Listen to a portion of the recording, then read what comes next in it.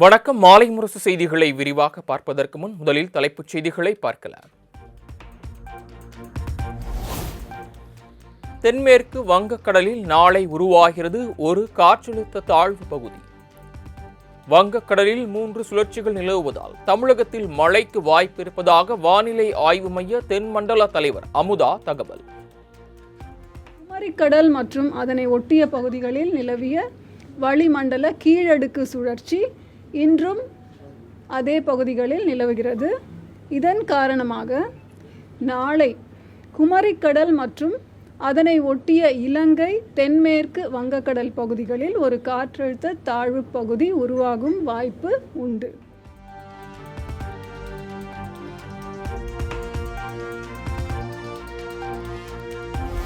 தென்காசி மற்றும் நெல்லை மாவட்டங்களில் இன்று மிக கனமழைக்கான ஆரஞ்சு அலர்ட். கன்னியாகுமரி, தூத்துக்குடி, விருதுநகர், ராமநாதபுரம் உள்ளிட்ட 10 மாவட்டங்களில் இன்று கனமழை பெய்யும் என்றும் வானிலை மையம் தகவல். தென்காசி மற்றும் திருநெல்வேலி மாவட்டத்தின் மலைப்பகுதிகளுக்கு ஓரிரு இடங்களில் கன முதல் மிக கனமழை பதிவாகும் வாய்ப்பு உள்ளது. ஆரஞ்சு அலர்ட் இந்த 2 மாவட்டங்களுக்கு தரப்பட்டிருக்கிறது. ஏனைய தென் கடலோர மாவட்டங்கள் மற்றும் டெல்டா மாவட்டங்களுக்கு கனமழை எச்சரிக்கை விடப்பட்டுள்ளது.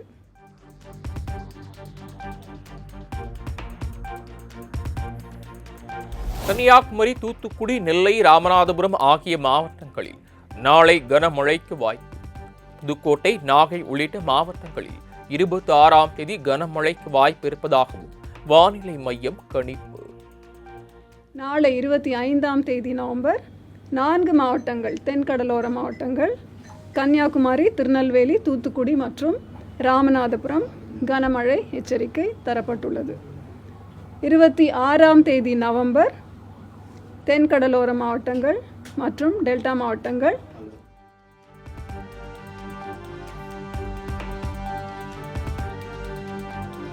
சென்னை, திருவள்ளூர், காஞ்சிபுரம், செங்கல்பட்டு உள்ளிட்ட 7 மாவட்டங்களில் 29ஆம் தேதி மிக கனமழைக்கு வாய்ப்பு. மயிலாடுதுறை, கடலூர், விழுப்புரம், புதுச்சேரியிலும் 29ஆம் தேதி மிக கனமழை எச்சரிக்கை.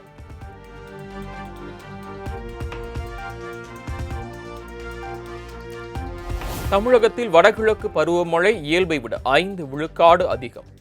கடந்த சில நாட்களாக வடகிழக்கு பருவமழை தீவிரமடைந்துள்ளதாகவும் வானிலை ஆய்வு மைய இயக்குனர் அமுதா பேட்டி.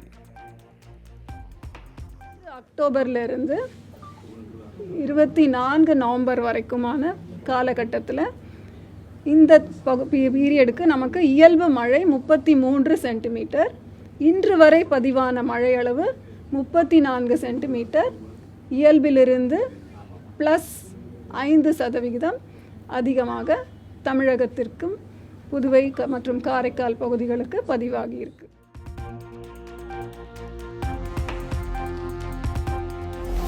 வளிமண்டல மேலடுக்கு சுழற்சி காரணமாக தமிழகம் மற்றும் கேரள கடலோர பகுதிகளுக்கு செல்ல மீனவர்களுக்கு தடை. ஏற்கனவே கடலுக்கு சென்ற மீனவர்கள் உடனடியாக கரை திரும்பவும் அறிவுறுத்தல். கடலில் சென்றுள்ள மீனவர்கள் உடனே கரைக்கு திரும்புமாறு அறிவுறுத்தப்பட்டிருக்கிறார்கள். தமிழக கடலோர பகுதிகள், குமரிக்கடல் மற்றும் மன்னார் வளைகுடா பகுதிகள், கேரள கடலோர பகுதிகள், லட்சத்தீவு மற்றும் மாலத்தீவு பகுதிகள், தென் வங்கக்கடல் பகுதிகள், அந்தமான் கடல் பகுதிகள், மீனவர்கள் இந்த பகுதிகளுக்கு செல்ல வேண்டாம் என்று அறிவுறுத்தப்பட்டிருக்கிறார்கள்.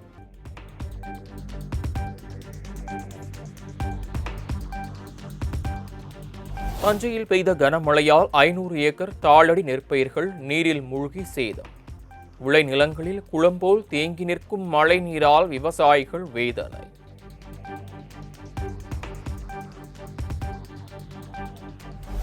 திருவாரூர் மாவட்டம் மன்னார்குடி அருகே தொடரும் கனமழையால் 3000 ஏக்கரில் பயிரிடப்பட்ட விளைநிலங்கள் சேதம்.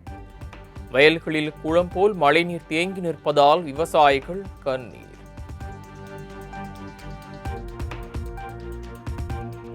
தூத்துக்குடி அரசு மருத்துவமனையில் தேங்கியுள்ள மழை நீரால் நோயாளிகள் கடும் அவதி.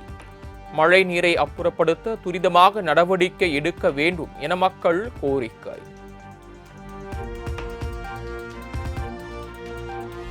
நெல்லையில் பெய்து வரும் தொடர் மழையால் 2 வீடுகள் இடிந்து விழுந்து விபத்து. வீடுகள் இடிந்தபோது யாரும் இல்லாததால் பெரிய அளவிலான விபத்து தவிர்ப்பு.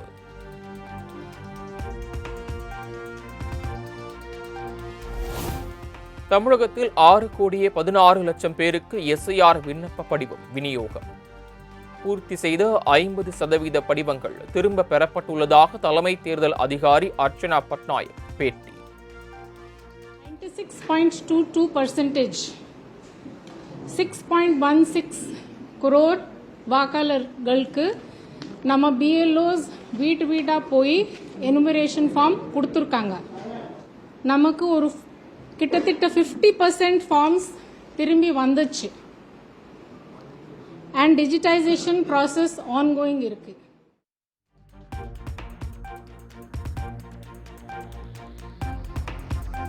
SIR விண்ணப்ப படிவங்கள் பூர்த்தி செய்து கொடுப்பது கட்டாயம் என தலைமை தேர்தல் அதிகாரி அர்ச்சனா திட்டவட்டம். டிசம்பர் 4ஆம் தேதிக்குள் விண்ணப்பங்களை திருப்பிக் கொடுக்க வேண்டும். கூடுதல் அவகாசம் வழங்க இயலாது என வாக்காளர்களுக்கு வேண்டுகோள். 4th டிசம்பர் வரைக்கும் ரொம்ப கிரிட்டிக்கல். உங்க எல்லாம் ஒத்துழைப்பு கேட்குறோம். அதே மாதிரி பொதுமக்களுக்கு கூட ஒரு வேண்டுகோள். DEOs அவங்க லெவலில் கொடுத்துருக்காங்க எப்படி ஃபார்ம் ஃபில்அப் பண்ணணும். ஹெல்ப் டெஸ்க் ஓப்பன் பண்ணியிருக்கோம். BLOs போயிட்டுருக்காங்க வீட்டுக்கா. நீங்கள் எனுமரேஷன் ஃபார்ம் முடிஞ்ச வரைக்கும் ஃபில் பண்ணிங்க. BLOs இல்லைன்னா அந்த வாலண்டியருடைய அசிஸ்டன்ஸ் எடுத்துட்டு உங்கள் எனுமரேஷன் ஃபார்ம் திருப்பி தயவு செய்து அதை கொடுத்துங்க உங்கள் கன்சர்ன்டு BLO கிட்ட.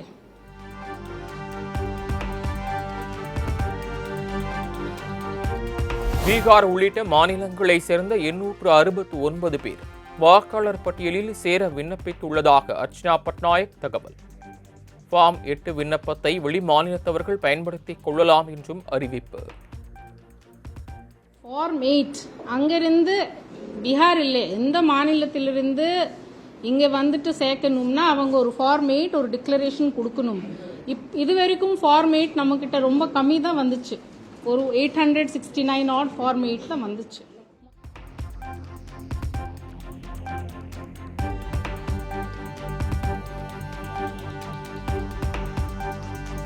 எந்த விசாரணையும் இன்றி வாக்காளர் பட்டியலில் இருந்து யாரையும் நீக்க முடியாது.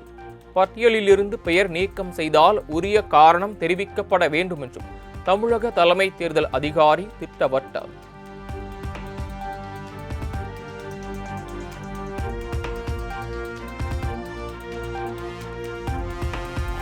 SIR விண்ணப்பத்தை பூர்த்தி செய்து திரும்ப அளிக்காதவர்களின் பெயர்கள் பட்டியலில் இடம்பெறாது. பட்டியலில் இடம்பெறாதவர்கள் டிசம்பர் 9ஆம் தேதிக்கு பிறகு விண்ணப்பிக்கலாம் என்றும் புதுச்சேரி தலைமை தேர்தல் அதிகாரி ஜவஹர் பேட்டி. சில காரணங்களால உங்களோட பெயர் வாக்காளர் பட்டியலில் டிசம்பர் 9ஆம் தேதி பப்ளிஷ் பண்ண போற டிராஃப்ட் ரோல்ல வராட்டி நீங்க ஸ்டில் உங்களுக்கு ஆப்பர்ச்சுனிட்டி இருக்கு. ஏன்னா கிளைம்ஸ் அண்ட் அப்ஜெக்ஷன் பீரியட் வந்து டிசம்பர் 9ல இருந்து ஜனவரி 8 வரைக்கும் கிளைம்ஸ் அண்ட் அப்ஜெக்ஷன் பீரியட் ஆரம்பிக்கும். இந்த கிளைம்ஸ் அண்ட் அப்ஜெக்ஷன் பீரியட்லயும் ஃபார்ம் 6 மூலியமாவோ ஃபார்ம் 8 மூலியமாவோ அவங்க பேரை சேர்க்கிறதுக்கு விண்ணப்பிக்கலாம்.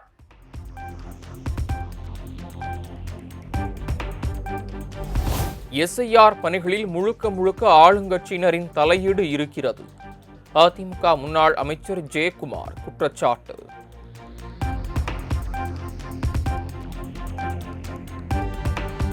தமிழ்நாட்டுக்கு வாங்க, வேலை செய்யுங்க, சம்பளம் வாங்குங்க. ஆனால் ஓட்டு என்பது அவரவர்கள் பிறந்த மாநிலத்தில் மட்டும்தான் இருக்க வேண்டும். தமிழ்நாட்டில் தமிழர்களுக்கு மட்டும்தான் வாக்கு இருக்க வேண்டும் என தேமுதிக பொதுச் செயலாளர் பிரேமலதா விஜயகாந்த் கருத்து. SIR முறையாக நடக்கிறோம், அதுல மாற்று கருத்து இல்லை. இது ஜனநாயக நாடு. ஓட்டுரிமை எல்லாருக்கும் இருக்கு. அந்த ஓட்டுரிமை மூலம் அவங்க ஓட்டு அவங்க தான் போடணும். அது மீறி திருட்டு நடந்தா மக்கள் அதை பார்த்துக்குவாங்க. மக்கள் புரட்சி வெடிக்கும்.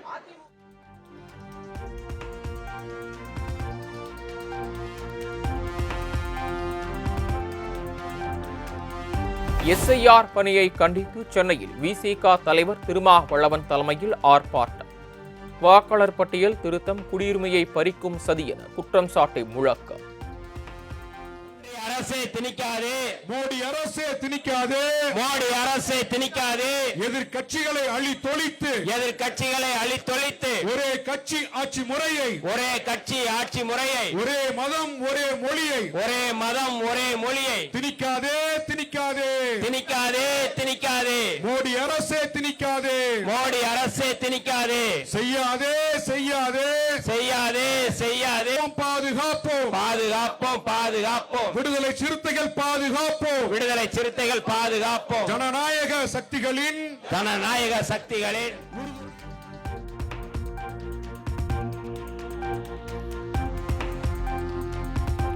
2 நாள் அரசுமுறை பயணமாக கோவை, ஈரோடு மாவட்டங்களுக்கு முதலமைச்சர் மு.க. ஸ்டாலின் நாளை பயணம். செம்மொழி பூங்கா திறப்பு, கள ஆய்வு மற்றும் நலத்திட்ட உதவிகளை வழங்குகிறார்.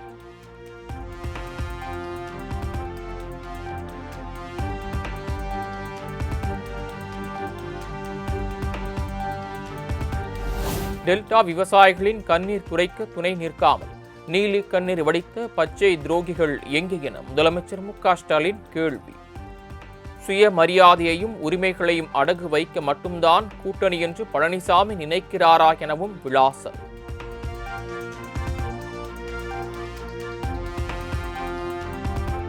விவசாயிகளிடமிருந்து நெல்லை முறையாக கொள்முதல் செய்யாதது ஏன்? நானும் டெல்டாக்காரன் தான் என்று கூறும் முதலமைச்சரின் மெத்தன போக்கால் நெல் ஈரப்பதம் பிரச்சனை ஏற்பட்டதாகவும் எதிர்க்கட்சித் தலைவர் எடப்பாடி பழனிசாமி விமர்சனம். நேரடி நெல் கொள்முதல் கொண்டு வந்தவுடன் உடனடியாக அதை நேரடியாக கொள்முதல் செய்யப்பட்டது, அந்த பிரச்சனை வந்திருக்காது, தொடர் மழையில் நனைஞ்சிருக்காது. ஆனால் இந்த அரசு முறையாக விவசாயிகள் கொண்டு வந்த நெல்லை கொள்முதல் செய்யலை. அதனால தான் விவசாயி பாதிக்கப்பட்டாங்க. முழுக்க முழுக்க இந்த விடியா திமுக அரசுடைய அலட்சியத்தால் தான் இன்றைக்கு விவசாயிகள் பாதிக்கப்பட்டாங்க. அதிமுக ஆட்சி காலத்தில் விவசாயிகளின் வங்கிக் கடன் 2 முறை தள்ளுபடி. இயற்கை பேரிடரின் போது விவசாயிகளுக்கு உரிய இழப்பீடு வழங்கப்பட்டதாகவும் இபிஎஸ் பெருமிதம். டெல்டா மாவட்டத்தை பாதுகாக்கப்பட்ட வேளாண் மண்டலமாக கொண்டு வந்து அந்த விவசாயிகள் வயிற்றில் பால் வார்த்தது அதிமுக அரசாங்கம். 50 ஆண்டு காலம் காவிரி நதிநீர் பிரச்சனை தீர்க்கப்படாமல் வந்தது. சட்ட போராட்டம் நடத்தி அந்த விவசாயிகளுக்கு ஒவ்வொரு ஆண்டும் கிடைக்க வேண்டிய பங்கு நீர் கிடைக்க செய்ததும் அதிமுக அரசாங்கம். விவசாயிகளுக்கு எப்போதும் ஆதரவாக இருந்த அரசாங்கம் அதிமுக அரசாங்கம். 2 முறை விவசாயிகளுக்கு விவசாய தொடக்க வேளாண் கூட்டு கடன் சங்கத்திலே வாங்கிய பயிர்க்கடன் 2 முறை நாங்கள் தள்ளுபடி செஞ்சிருக்கிறோம்.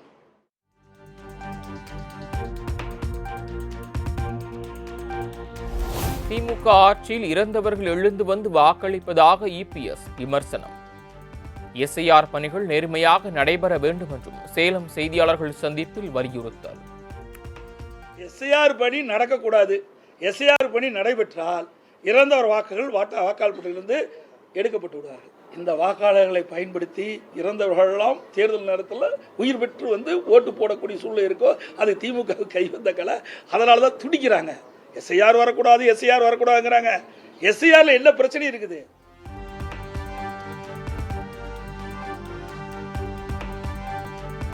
கும்மிடிப்பூண்டி அதிமுக முன்னாள் எம்எல்ஏ கே சுதர்சனம் கடந்த 2005ஆம் ஆண்டு தனது வீட்டில் சுட்டுக் கொல்லப்பட்ட வழக்கு.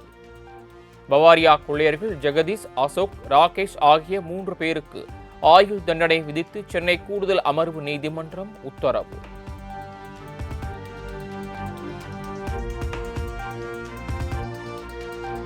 அதிமுக முன்னாள் எம்எல்ஏ கொலை வழக்கில் சிறையில் இருந்த ஜெயில்தார் சிங் விடுதலை. குற்றத்தில் ஈடுபடவில்லை என கூறி சென்னை கூடுதல் சிறப்பு நீதிமன்ற நீதிபதி ஆப்ரஹாம் லிங்கன் உத்தரவு.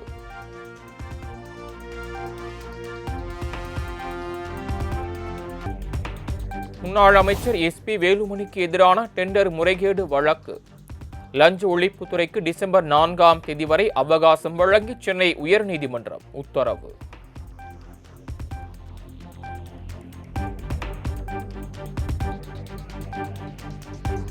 அதிமுக மாவட்ட செயலாளர்களுடன் நாளை காணொலி காட்சி வாயிலாக அக்கட்சியின் பொதுச் செயலாளர் எடப்பாடி பழனிசாமி ஆலோசனை. எஸ்ஐஆர் பணிகள், பூத் கமிட்டி பணிகள் தொடர்பாக ஆலோசனை நடத்த உள்ளதாக தகவல்.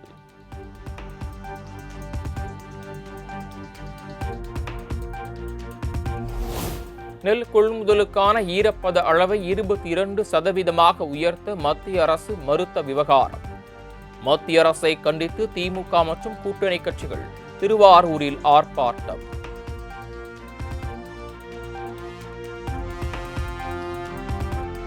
விஜய் தரக்குறைவாக பேசிக்கொண்டு தன்னைத்தானே மக்களிடத்தில் தரம் தாழ்த்தி கொள்கிறார் என அமைச்சர் ரகுபதி விமர்சனம்.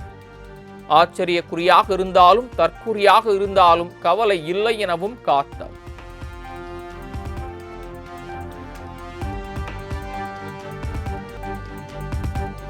ராமநாதபுரத்தில் தீபாவளி சீட்டு மூலம் 75 லட்சம் ரூபாய் மோசடி செய்ததாக புகார். தலா 15,000 ரூபாய் வசூல் செய்த பெண் மீது நடவடிக்கை எடுக்க கோரி மாவட்ட ஆட்சியரிடம் பாதிக்கப்பட்டவர்கள் மனு.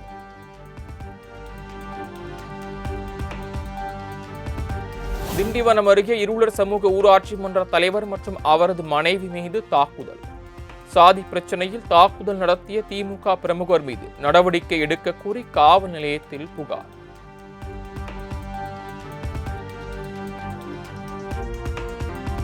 தருமபுரி மாவட்டம் அரூர் அருகே வீட்டுமனை பட்டா வழங்க வலியுறுத்தல். உரிய நடவடிக்கை எடுக்க கோரி மாவட்ட ஆட்சியர் அலுவலகத்தில் பொதுமக்கள் நூற்றுக்கணக்கானோர் மனு.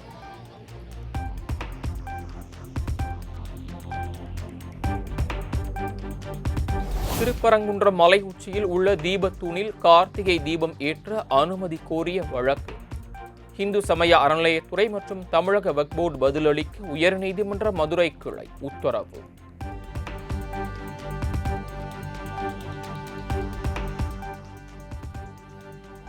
கோவில் சொத்துக்களை மீட்பது இந்து சமய அறநிலையத்துறை கையிலேயே உள்ளது. கரூர் வெண்ணெய்மலை முருகன் கோயில் ஆக்கிரமிப்புகளை அகற்றுவது குறித்த வழக்கில் உயர்நீதிமன்ற மதுரை கிளை கருத்து.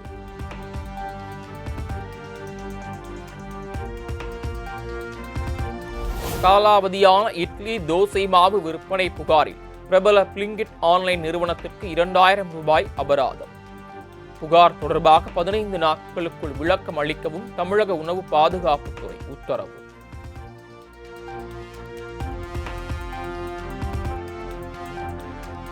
கனடா பிரதமர் மார்க் கார்னி அடுத்த ஆண்டு தொடக்கத்தில் இந்தியா வருகை. அண்மை காலமாக இரு நாடுகள் இடையிலான உறவில் விரிசல் ஏற்பட்டிருந்த நிலையில் பிரதமர் மோடியின் அழைப்பை ஏற்று இந்தியாவுக்கு வருகை தருகிறார்.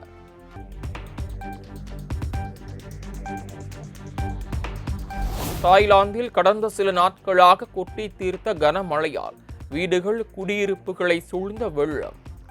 3 அடி உயரத்திற்கு தேங்கிய மழை நீரால் மக்களின் இயல்பு வாழ்க்கை பாதிப்பு.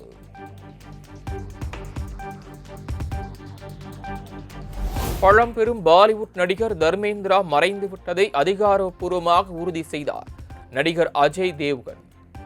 பாலிவுட்டின் ஜாம்பவானை இழந்துவிட்டதாக இரங்கல் பதிவில் உருக்கம்.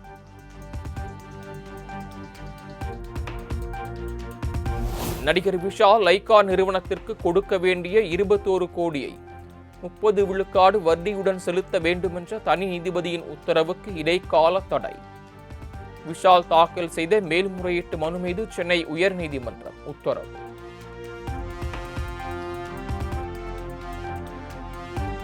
டாக்காவில் நடைபெற்ற உலகக்கோப்பை கபடி போட்டியில் 2வது முறையாக சாம்பியன் பட்டத்தை கைப்பற்றி இந்திய அணி அசத்தல். இறுதிப் போட்டியில் 35க்கு 28 என்ற புள்ளி கணக்கில் சீன தைபே அணியை வீழ்த்தியது இந்திய மகளிர் அணி.